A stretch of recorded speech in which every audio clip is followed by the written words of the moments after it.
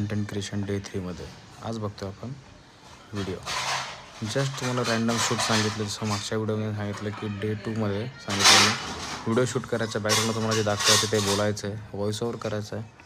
त्याच सॅम्पलचा हा व्हिडिओ आहे. जस्ट शूट केला आहे आणि मागे मी बोलतो आहे आणि अपलोड केला आहे. तर ही फायर ब्रिगेडची लिफ्ट आहे. तर हिचा फक्त व्हिडिओ शूट केला आहे आणि कंटेंट क्रिएट केला आहे.